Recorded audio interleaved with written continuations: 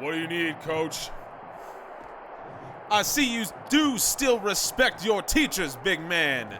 I'm here to speak with our reigning, defending General Admission Wrestling Apex champion. I have a few questions for him vis-a-vis our conversation last week.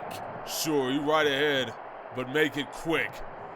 Why, thank you kindly, big man. Well, ain't it the Black Iron Emperor himself? Howdy, Danny. Coach, how are you doing? Why are you still wearing that bright white suit, man?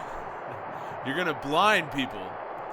Now, you know I only wear this for one reason and one reason only, and that is to talk business. Now, Danny, I want to know what you think about our mutual rookie friend. Now, you know I believe that he's a lot better than we think. I trust your opinion, champ. What have you seen? You asked me to watch the film last week, and I did. Ulysses Sky was absolutely right. He hits every bit as hard as Santanico. There's a few more similarities, too. He spits the red like Santanico. He uses his arm length to set up striking offense like Santanico. I think you might be onto something, Coach. Yes, sir. Well, I think he would be a very good prospect, but I do feel that he needs a bit of a push, if you will, and I think that you can help me with that. Now, you know that I would never disrespect you, Danny. What is your price? Well, Coach, how about this? I hear you out and help you give this freshman a push, as you say, but you both join Reaper District 7. I think I've proven that I've got more of a future upside than your favorite student from last week. You bet, champ. You bet.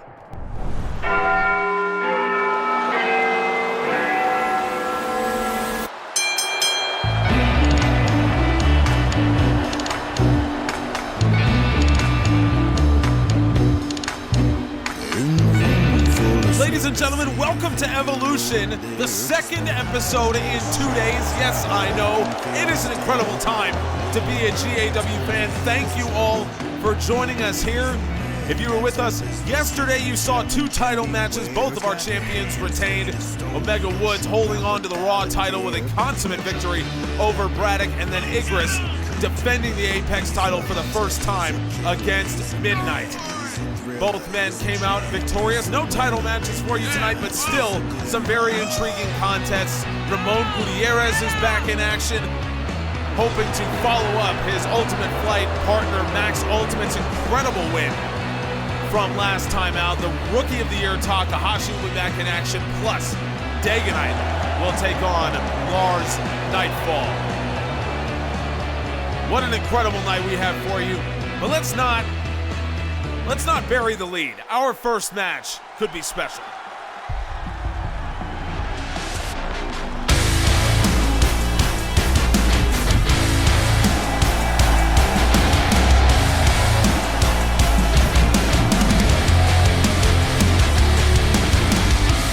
Once upon a time I was fine. I used to be happy, but that means nothing to me no more.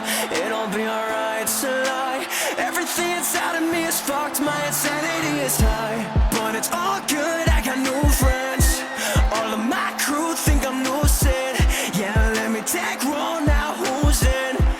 Misfits with dreams of delusion. We're running up against the wall. If we keep on pushing, we can make it fall. There's nothing left to lose. Someone has to ask the question, what Devon Andrews has done to deserve a schedule like this. We've known all season that Andrews has fought probably the toughest schedule of anyone, but now you add Abbadon to the mix, an unstoppable young Abbadon. The only man who's been able to deal with him has been Jackal, who escaped a match with Abbadon by the skin of his teeth. But now Devon Andrews faced Santanico twice and Lancelot this season. Andrews has been put in the toughest situations that you can imagine. And oh, by the way, he was the first one to go down at the hands of Max Ultimate when Ultimate has begun this incredible streak that has seen him blow through both Andrews brothers and Lars Nightfall. So now Abbadon has to walk out here. He'll face down Devon Andrews. And here the fans getting behind him. People have, he has turned heads. We just saw right before this match kicked off, we saw Mr. Sinister approaching the Apex champion who's been watching the film on Abbadon. This guy, he's made a lot of people believers. A lot of people have been watching him, and they've really started to change their thinking. So really no one has quite been able to figure Abbadon out just yet. Again, Jackal beat him, and really only by the skin of his teeth. He just got lucky, and he was able to roll up Abbadon out of nowhere, but Abbadon was certainly dominating that match. Now the young man turning his attention toward Devon Andrews and going straight after the arm. That's a knee straight to the bicep, right where the muscle comes around the bone of the upper arm and connects to the tricep. That's a soft point, and it hurts a lot. Abbadon has caught the attention of many, many people. Our Apex champion has been watching film. And we know Igris, there is no one in Evolution that is more of a wrestling mind than Igris, the young man out of the Reaper camp. And you heard him, by the way, refer to Mr. Sinister, him and Dagonite referred to Mr. Sinister as coach. Sinister coached many of the young prospects coming out of the Reaper camp. Igris, Dagonite, and Midnight among them. Abbadon, insofar as we know, was never part of the Reaper camp, but he certainly has that same level of underground fire, the versatility, all those things that we come to expect from Reaper camp wrestlers. Abbadon certainly possesses many of those traits, and he is just running over Devon Andrews right now. Now Abbadon grabbing the arm face first into the crossface, and he's got it locked, hand around the wrist. Beautiful job here from Abbadon as he's trying to perch up on those legs, trying to drive in some extra power. Crank the back, crank the neck, Devon Andrews. Able to free himself, but Abbadon, the young man, straight back into the attack now. Abbadon, look at this. Reverse grounded dragon sleeper. Abbadon perched up on those toes, and again, just trying to get as much leverage as he possibly can around the throat. This is a part of Abbadon's game that I have never seen before. Once again, Devon Andrews able to free himself, but now Abbadon trying to take full advantage into the cover. Abbadon, oh my goodness. He just ground Devon Andrews down. That's all it was, and that's something that has been incredibly common this season. I think wrestlers are starting to figure out you can grind your opponent down, you can go in for that cover, and it can do the job. People have really figured this out this season in Abbadon. Apparently, smart as a whip, taking full advantage of the trend that has really been working. Let's go backstage now where Nick Gray is standing by with a man that we came to know during the Rookie of the Year series. Yeah, thanks, Griff. I'm here with Franky Omega Jr. And Franky, you have an announcement that you want to make. Thankfully, these morons in Evolution management have seen enough sense to accept me into the Goldberg Beat the Clock challenge at Nitro. And because I'm the first man to declare for it, it just shows how the entire roster is scared of a rookie. Pathetic. Well, listen, Franky, whether that's true or not, I think some people would be concerned about being in matches with you after what we saw from you in the Rookie of the Year tournament. Pussies. Can you tell me about your process during the Rookie of the Year tournament and what you were thinking after upsetting Adonis Carter? Call it an upset again and see what happens. Only reason he was a higher seed than me is because management kept me out of the tournament until I could force myself in, and I had to inherit the record of that farce. Wait a minute! Could it be it is That is the Little Dragon! The man that Franky Omega Jr. brutally attacked to force him out of the Rookie of the Year tournament. It's been months since we've seen the Little Dragon. 2 weeks, and we hear nothing from anyone about the titles we've rightfully won. We would have every right to call ourselves the tag team champions because we defeated the previous champs, but that won't get us anywhere. Right now, we'll put down our claim to the titles. Forget about it. But we want Jon Gotti and Nathan Rotunda at Nitro 12 one more time.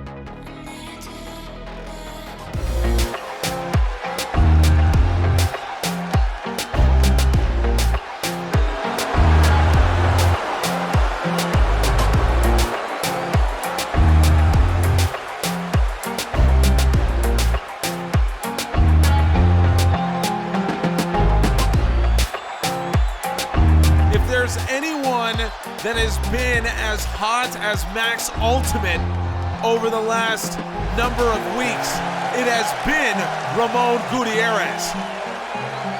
Gutierrez has been sensational, and he has picked up some serious wins. Most notably, he defeated Sam Hunt a few weeks ago, and that is not nothing, folks. Sam Hunt is as tough as they come, and Gutierrez dealt with the terrifying Spectre, handing Hunt his first loss in GAW in unbelievable fashion.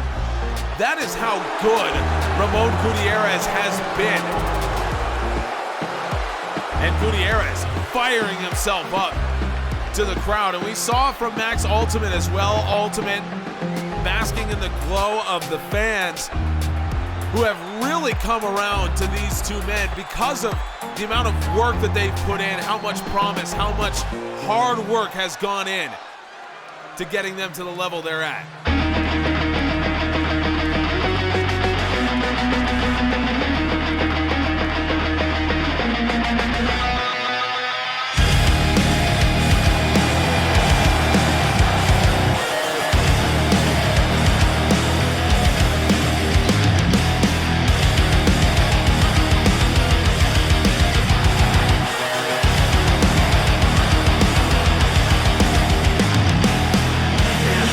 Talk about hard work. No one has worked harder to get himself back into the good graces of the GAW faithful than Andrew Wesley. And folks, you tell me if he's done it. You tell me how you feel about Andrew Wesley. Make sure you're in the Discord, by the way, because this is the kind of guy who I think it's very easy to want to root for, even after what he did at the end of last season. You can tell how much he regretted what he did and how desperately he wanted to make it right. And the last time we saw Wesley was when he went up against Oliver Parker in an underground match. And of course, we don't know if he's healthy after the brutality that we saw in that contest, but he did the only thing that mattered there and pick up a win. Well, what an opportunity this is for Ramon Gutierrez. And Gutierrez starting things out exactly the way we expect. It's the Lucha Libre stylings from Ramon that's made him so effective over his last 3 matches.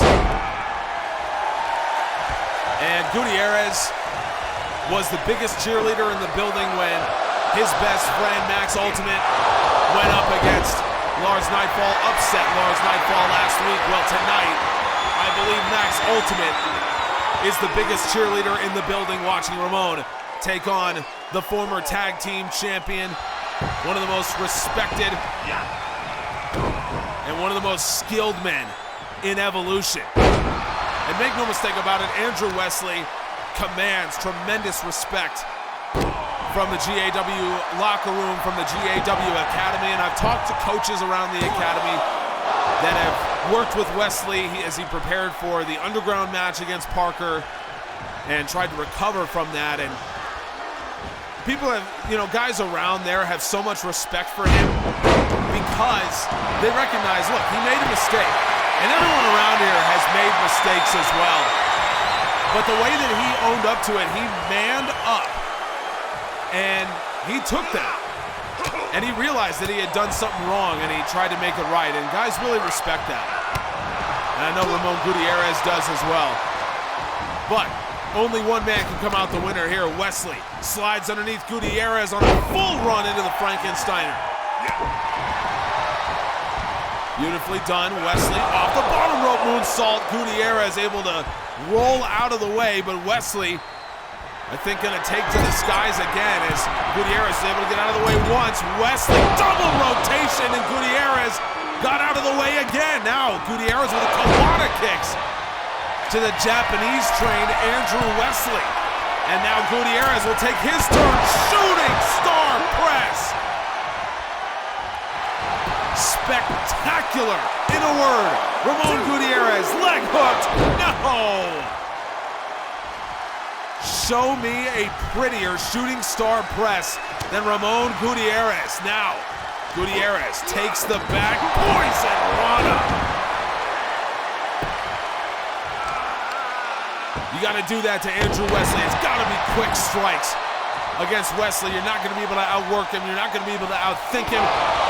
You just have to do something like that. Bicycle knee strike takes him down. Now Gutierrez, Dorona. It's so quick. Wesley couldn't even react to it. Now Gutierrez has to drag him away from the ropes. Gutierrez, has he done enough? Is that going to cost him? Gutierrez, leg hook, Gutierrez, yes! What a flurry of offense from the young man. And Gutierrez joins Max Ultimate 3-0 since Winterfest, and 3 of the biggest wins that you could possibly imagine. Gutierrez, he's fighting. There's so much on the line, and remember, Gutierrez could still make a spot with Team Mexico at the Wrestling World Cup. Everything to fight for this young man. Don't think you've escaped anything because I sent Eddie Hernandez home. You two will have a match at Nitro. I'm here with Omega Woods, the Raw champion. Omega, you've stepped into a title picture with the most unique history in GAW. What does it mean to be the Raw champ? There are 2 ways of looking at being the Raw champion. This is the title Midnight held for a year when he first won it. No one in GAW has ever done that. He defended it 14 times, greatest first reign in GAW history. The Raw title main event at a major GAW event within a year of its inception. That's never happened to anything other than a top singles title before. But beyond that, being the Underground's champion justifies everything I've done and everything all of us have done to get here. And it's a blessing to represent the culture I've fought for and in for over a decade. There is nothing like underground wrestling, and we've finally brought it to the mainstream. Well, as far as Nitro goes, and I respect everything that you've just said, Midnight defended the Raw title against Santanico, undefeated versus undefeated, in one of the biggest matches on the card last year at Nitro 11. Right now, it doesn't seem like that sort of match is available to you, but what is your plan for the biggest show of the year? There's no one who's undefeated right now, but that doesn't mean that there's no opportunity to grow underground wrestling. There's a match coming up next that I'm very intrigued by, for example. You're talking about Takahashi versus Braddock. You just fought Braddock last week, and obviously Takahashi is turning heads. Which of them would you rather see at Nitro for the Raw title? Come on now, you know I would never give you a straight answer to that, but I do know that Braddock is a legend, and every time he steps into the ring to fight for the Raw title or any title, he deserves that shot. Takahashi has been the most impressive rookie I think we've ever seen, and the Underground is all about earning big opportunities and making good on them when you do. I think it's clear, if it's Takahashi at Nitro, he will have earned it.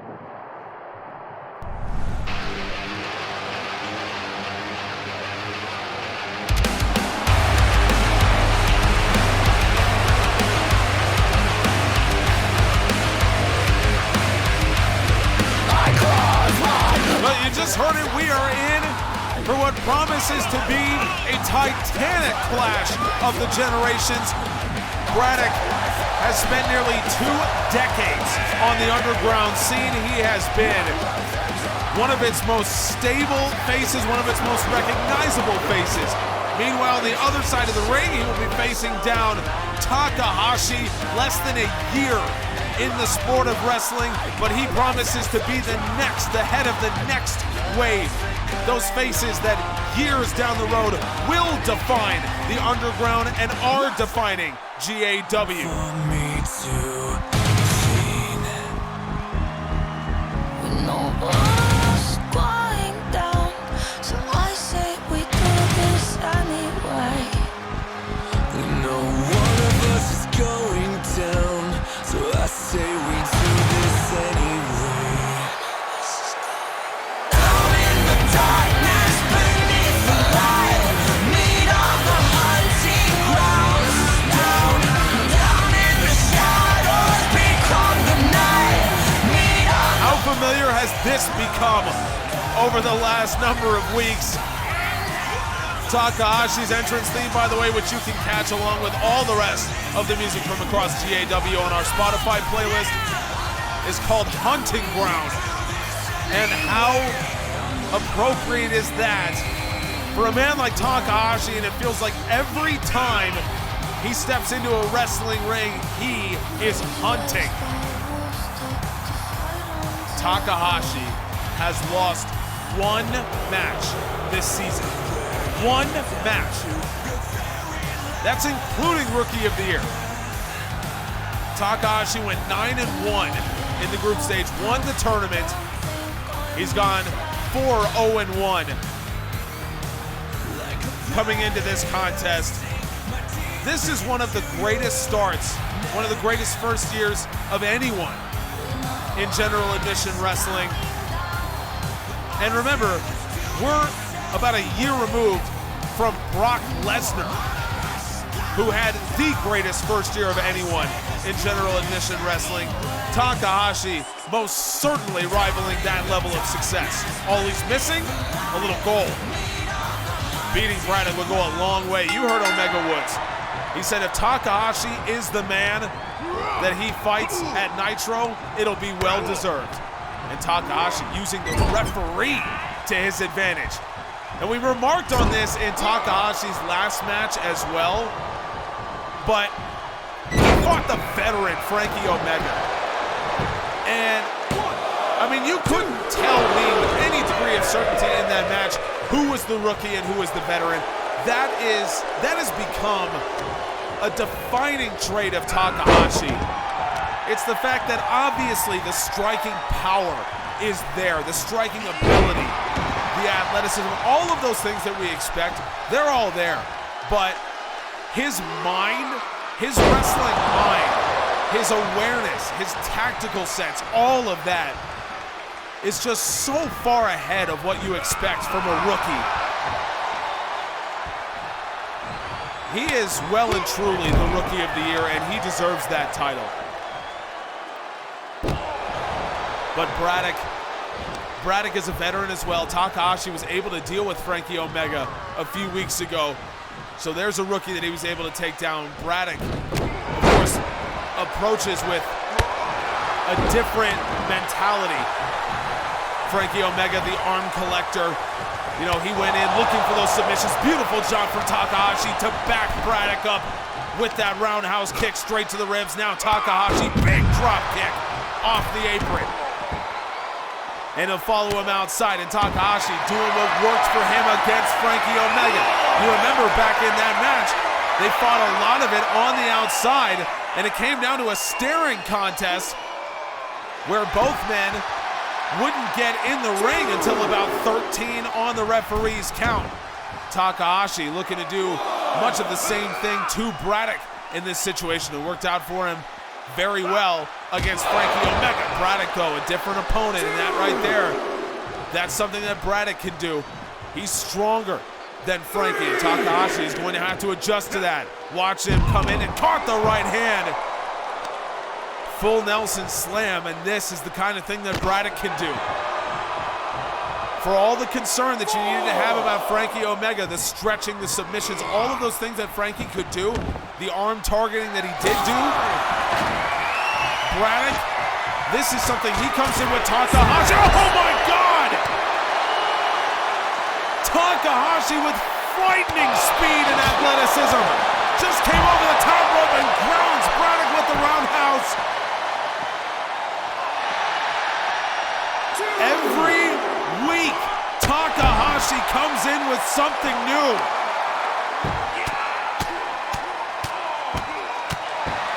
That was unbelievable. And Takahashi is well and truly taking advantage. Braddock had cleared off that announce table as if he was going to try to put Takahashi through it or do something along those lines. Takahashi has just made him pay, and now the rookie stalking Braddock. Takahashi will go up top. Braddock right on top of it. Slap across the face, but Takahashi still goes up. Braddock gives him the nope treatment. Takahashi knees first into the ground. Takahashi just able to kick out as Braddock. That's a veteran savvy, but Takahashi right back at it. Beautiful striking, and Takahashi eating the gut, catches him over the top of the head. That's a heel straight to the dome. Now Takahashi coming in, caught with the jawbreaker by Braddock. Now left hand, answered by Takahashi. Roundhouse backs him up. Right hands, more right hands. Grounds him with a big strike. Takahashi now well and truly on top. The fans have gotten into it. Takahashi, the rookie. The boot and washed it. Takahashi cover, no.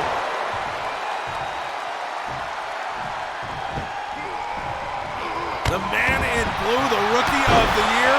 Again, you tell me which of these guys is the rookie. Takahashi with the Kamagoye.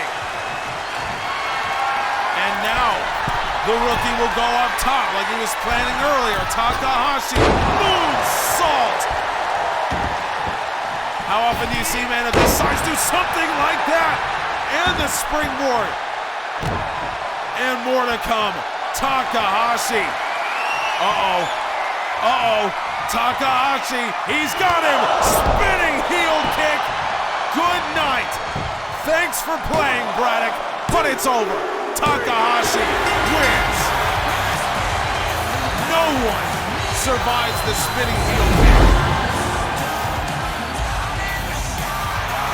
And over the last number of weeks, we've seen Max Ultimate, Takahashi, and Ramon Gutierrez all ascend to another level.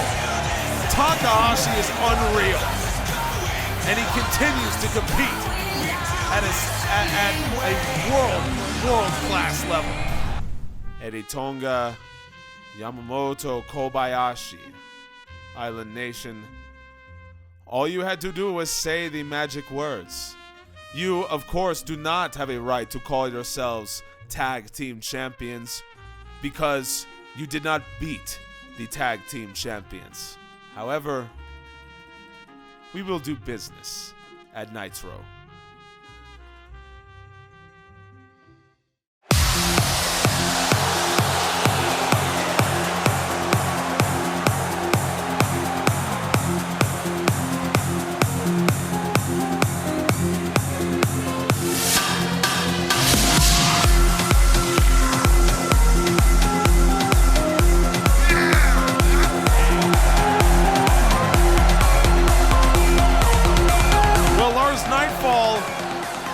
He's got to recover from a shocking loss last week to Max Ultimate. Shocking, I think, to everyone besides Ultimate himself. But I think it's safe to assume that Lars Nightfall thought that his superior, vastly superior size and strength would carry him through that contest. Unfortunately for him, Max Ultimate displaying the toughness and grit that he has become associated with. So now Nightfall has to respond. Feed me more. Feed me more. Feed me more.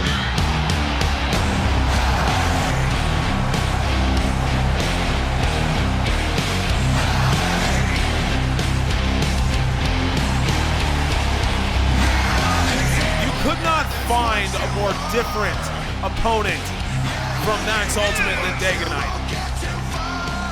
No longer do you have to deal with speed. No longer do you have to deal with agility. No, right now you got to deal with two sledgehammers in the form of his fists and a 7-foot-tall mountain that you have to bring down. But this is also more Lars Nightfall's speed. Unfortunately for Nightfall, if you all remember back, what do they call Dagonite? The giant killer. This is what Dagonite was made for. He earned that name in the Reaper camp when he was a denizen of Reaper District 7. And he earned that nickname because he refined his game to deal with bigger men. And his logic for doing that was that he was so strong, he was so powerful, he didn't have to worry about the smaller guys. Only the bigger ones would give him trouble. And it's a real test here. I don't agree with his logic, however, he certainly made a compelling case for his strategy. Last year when he joined Lighter as part of the Titans, when they were tag team champions, and now Lars Nightfall. These are things we don't usually see him doing. Dagonite, great job to hook his foot under the ropes. Lars Nightfall has taken it straight to the young man, and remember, Dagonite just 20 years of age, already a tag team champion in GAW. I feel like we bring it up every time Dagonite's in a match, but I think he's underrated as far as this young crop of wrestlers go, and obviously Igris is the one who's dominating the headlines as the Apex champion. Nightfall hangs him up above the ropes. Dagonite, who knows what he can do out of a dangerous position like that. Lars Nightfall, one of the few men that can match Dagonite in terms of size. These two look downright similar. Oh man, Lars Nightfall cuts him in half with the massive high cross, and Nightfall signaling that maybe something else is coming here, but Dagonite, surprising agility from a man his size. Back elbow caught Lars Nightfall straight in the orbital. And now Dagonite, again, this is the part of his game that is refined for taking on bigger guys like this. Because when you're bigger, the one thing that you do not expect to happen is attacks to the midsection. You don't expect to get tossed around. That's what Dagonite tries to do, and it's so hard to deal with. Right straight. Forces Nightfall up against the ropes. Now Dagonite again going after that midsection. Couple shots straight to the back of the chest. He's going with that hard part of the wrist. Now Dagonite, like I said, is just tossing him around. These are the kinds of things you don't expect from bigger men like this. And speaking of the kinds of things you don't expect from Dagonite, the big man perched up at the top. Nightfall in the drop zone. Double sledge. Dropped right over his head. Nightfall. Great flexibility from Lars Nightfall, having to fight off his back. He does now. Nightfall hoisting Dagonite up onto the shoulders and drops him onto the turnbuckle. Dagonite straight back seated. Now Nightfall. Nightfall with one arm hoisting him up. There's the second backbreaker. Lars Nightfall hitting Dagonite right where it hurts and giving him a taste of his own medicine. Most big men are not used to having the midsection attack, but both of these guys are taking it to the opponent. Now Lars Nightfall covering the massive legs of Dagonite. We're just underneath the ropes. Great call from the referee, who was not in an angle to see it, but he saw it anyway. Beautiful job. Now Nightfall. Nightfall attacking the throat. And we know when the nightmare comes, Max Ultimate somehow kicked out of it. Most men don't have the toughness to do that. Dagonite took the kick straight to the back and stands up into the suplex. Men of this size are not used to getting suplexed like that. Now Dagonite signaling to Nightfall that it might be over, but Lars Nightfall has more. Nightfall transition powerbomb over the top. The amount of raw power it takes to transition Dagonite into the power bomb like that. Now Nightfall gonna fly. Nightfall with 2 powerful steps covers half the ring and takes flight. Who said this was a big man match? By the way, the combined weight of the 2 men you see before you, in excess of 600 pounds. And we're seeing guys fly through the air. This is phenomenal. Back in goes Dagonite. Lars Nightfall did what he needed to do on the outside, and Nightfall going after, but Dagonite takes him down and rolls him into the cover. Dagonite trying to shock him. Dagonite taking him by surprise and only a 2 count. Both men back to their feet. Left jab to the body, caught by Nightfall. Answers with a headbutt. Now, Nightfall Nightmare! The very same thing he did against Max Ultimate. Lars Nightfall, no!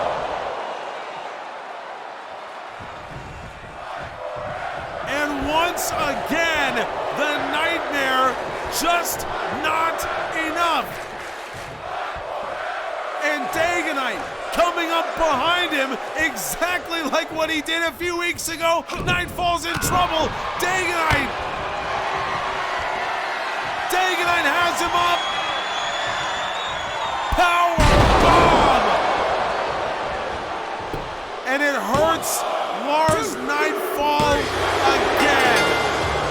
Dagonite wins. And Lars Nightfall, for the 2nd consecutive week, unable to win with the Nightmare. And Dagonite just too good. What a match, what a night. Folks, thank you so much for joining us. 2 Evolution episodes this week. Just insane. Nitro 12 is just around the corner. You do not want to miss a single second of GAW action. We appreciate you so much, folks. Make sure you join the Discord. Links in the description. We appreciate you.